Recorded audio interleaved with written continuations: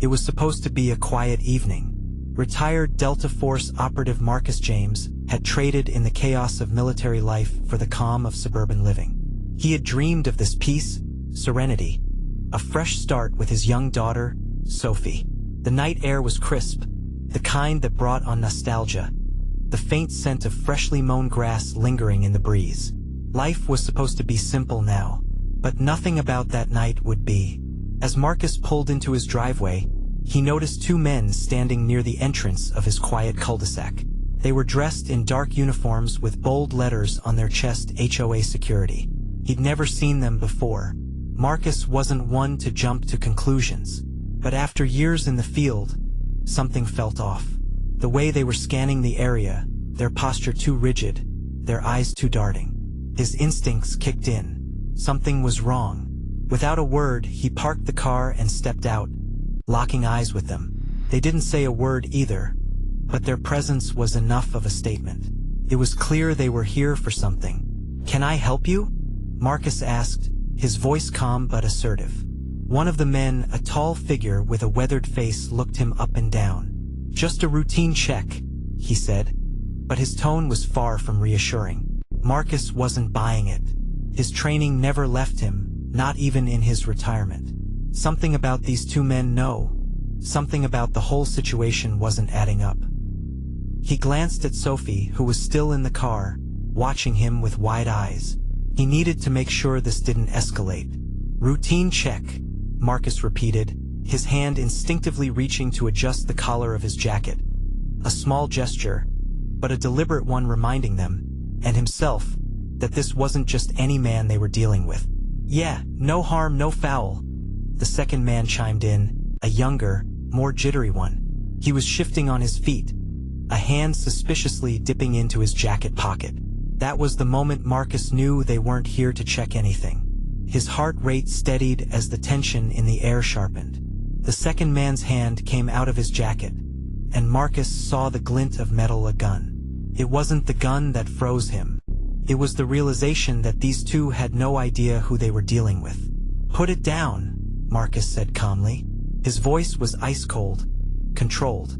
But the fake security officers were far from calm.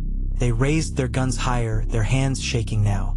"Step back," the taller man barked, the shaky edge to his voice betraying his lack of confidence.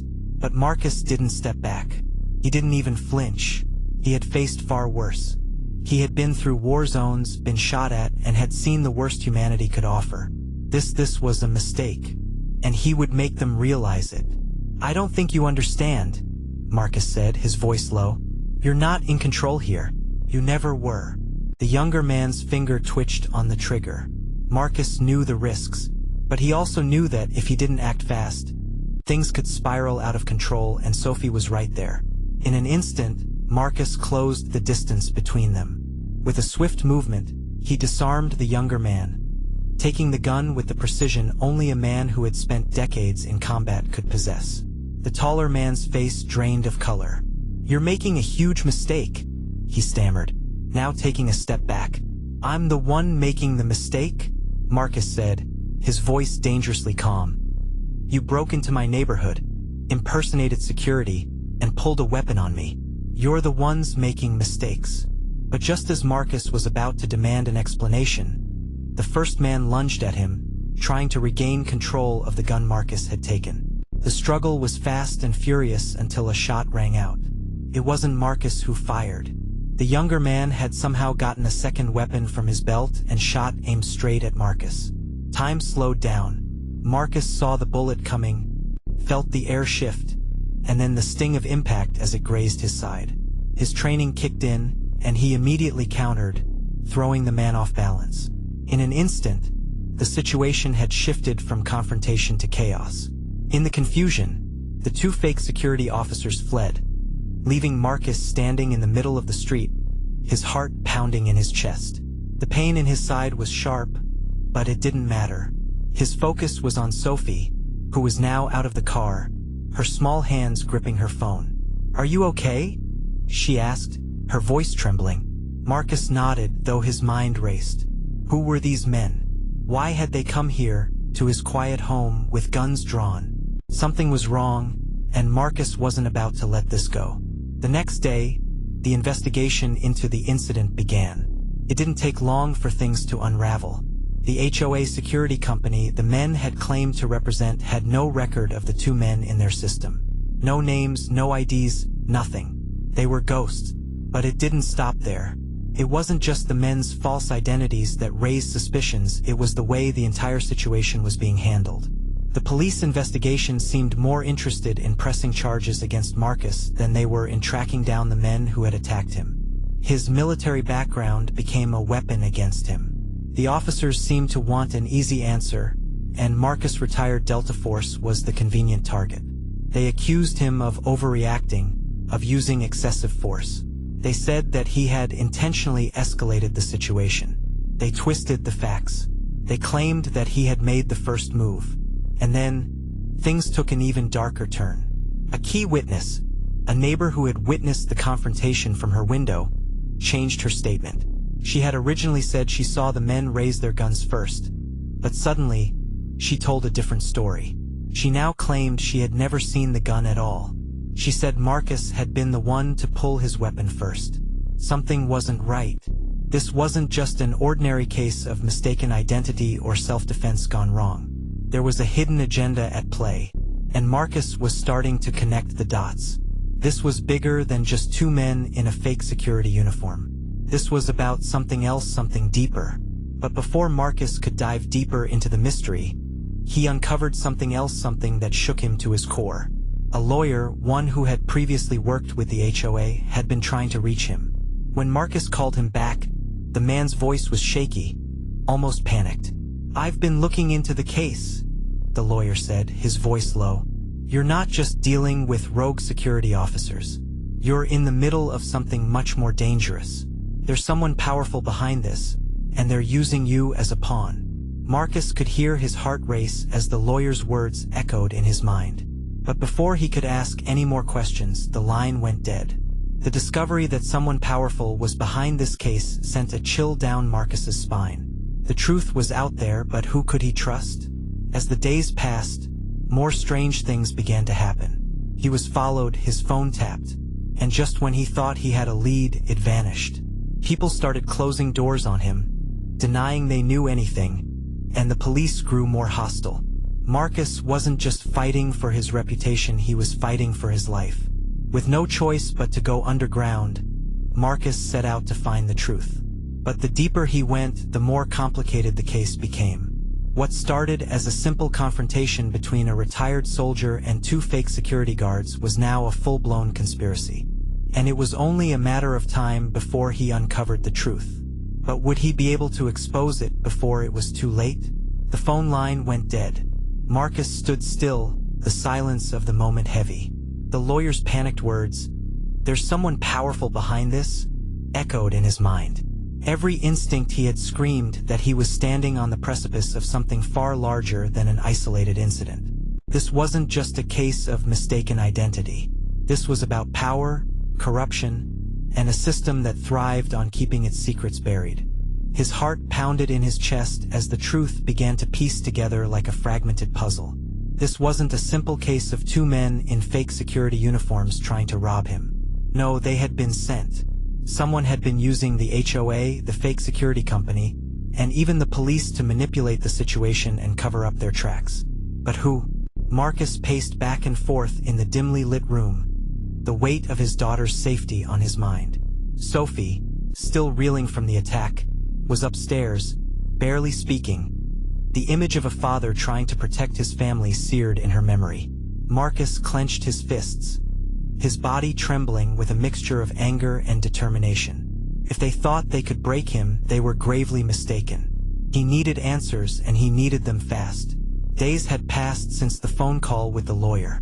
Marcus had no choice but to go underground, using his military skills to cover his tracks. His retirement had been meant to provide a quiet, peaceful life for Sophie. Instead, it had thrust him into a battle against a system that sought to silence him. The more he dug, the more it became clear that the corruption ran deep. His investigation revealed a chilling truth. The HOA had been involved in more than just petty grievances. It was part of a broader network of corruption and exploitation, a system designed to intimidate and control neighborhoods, using fake security to establish dominance. But what troubled Marcus most was the personal angle. The same lawyer who had reached out to him had ties to the very people who had orchestrated the attack. He had been on the inside, working closely with individuals who wielded their power as a weapon against anyone who dared to question their authority. This wasn't just about intimidation. It was a carefully calculated effort to protect a larger scheme that relied on manipulation and fear. But Marcus was no stranger to adversity. He had spent his entire career fighting against impossible odds, taking down enemies who believed they were untouchable. This would be no different. He would expose the rot at the core of the system, one piece at a time. The turning point came when Marcus tracked down the first of the two fake security officers. After days of surveillance and covert operations, he finally found the man Jake Saunders, a former convict turned pawn in the larger scheme. Marcus had been watching from the shadows as Jake entered a dingy apartment building on the edge of town. It was time to confront him. He approached the building with careful steps, every part of his training guiding his movements. As he reached the door, he knocked 3 times, the sound sharp and deliberate. Jake opened the door, his face pale and gaunt, a nervous glint in his eyes. He clearly hadn't expected company. "Jake Saunders," Marcus said, his voice steady, unyielding. "We need to talk." Jake hesitated, but Marcus could see the fear creeping into his eyes. The man had no idea who he was really up against. I don't know what you want," Jake stammered, glancing nervously around. "I think you do," Marcus replied, his voice hardening. "You're part of something bigger than yourself. Something you don't fully understand. But I'm going to make you understand." Jake shifted uncomfortably, looking toward the door as if weighing his options. But Marcus wasn't about to give him a chance to run. "I was there," Marcus continued, his gaze never leaving Jake's face. "I saw what you did. You tried to pull a gun on me and escalate a situation that didn't need to happen. But now you're going to help me take down the people who sent you. The ones who thought they could get away with this."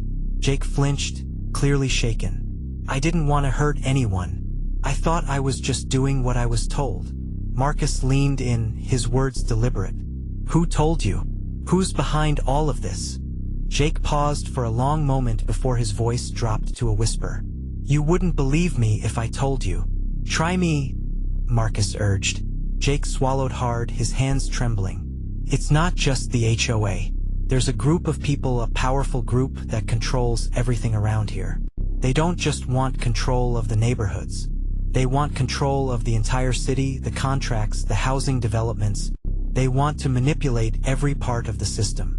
Marcus's heart raced. He had been right all along. This wasn't a small-time scam. This was systemic, deeply embedded in the fabric of the city's power structure. The HOA was just the surface. "They call themselves the board," Jake continued, his voice barely audible. "The people at the top, they have eyes everywhere, and they don't hesitate to crush anyone who stands in their way." Marcus felt a cold chill run down his spine. These were the people behind the fake security officers, the ones who had orchestrated the attack on him. They were trying to intimidate him, silence him, and now they had a target on his back. "I need names," Marcus said, his voice unwavering. "You're going to help me take them down." Jake hesitated again, his face contorted with guilt and fear. Finally, he relented. "I'll tell you what I know, but you have to protect me. If they find out I'm talking, they'll kill me." Marcus nodded. "I'll protect you.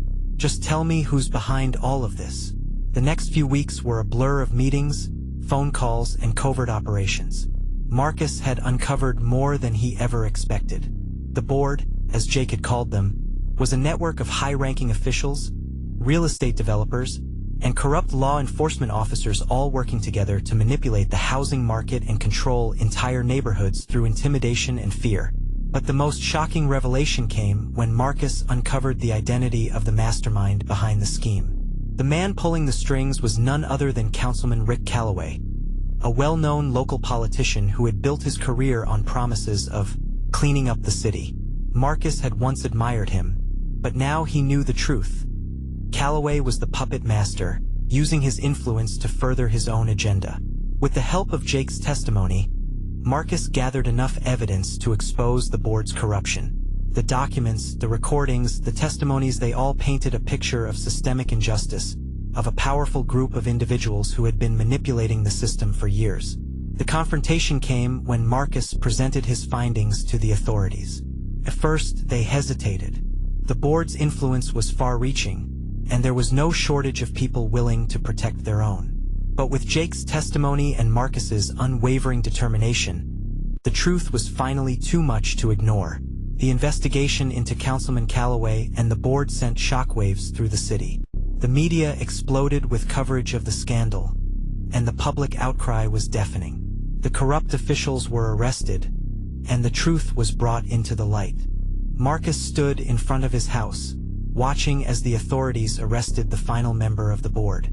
Sophie was beside him, holding his hand, her eyes filled with gratitude. "It's over," she said softly. Marcus nodded. "For now, yes, but we can't forget what happened. This is just the beginning. We have to keep fighting, for the people who don't have a voice." The truth had been uncovered. The power that had been used to silence him, to manipulate the system, had been exposed. But Marcus knew the fight was far from over. Systemic prejudice, corruption, and abuse of power didn't disappear overnight. But today they had won a battle. And that, Marcus thought, was something worth fighting for. If you want to see more stories of injustice exposed and learn how everyday heroes can make a difference, subscribe to our channel. Stay informed, stay vigilant. Together, we can make the world a better place.